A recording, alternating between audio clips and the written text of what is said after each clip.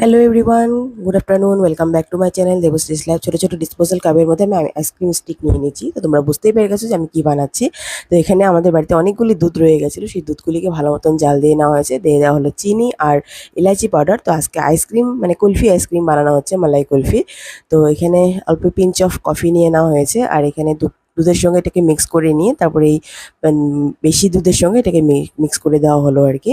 তো কফিটা দিলে খুব ভালো একটা কালার আসে। কিন্তু তোমরা এখানে মিল্ক মেড ইউজ করতে পারো।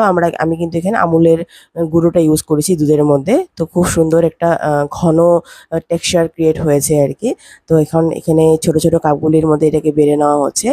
আর এই ভিডিওটা আমি অনেকদিন আগেই বানিয়েছিলাম, কিন্তু আজকে তোমাদের সঙ্গে শেয়ার করলাম, তো তার জন্য সরি। আর এই দেখো ফ্রিজারের মধ্যে 6-7 ঘন্টার জন্য আমি এখানে ঢুকিয়ে দিয়েছি। কি সুন্দর মালাই কুলফি জমে গেছে দেখো, একদম অসাধারণ লাগছিল কিন্তু খেতে, আর খুবই টেস্টি হয়েছে। তোমরাও কিন্তু এইভাবে বানিয়ে খেতে পারো। আশা করছি তোমাদের ভালো লাগবে।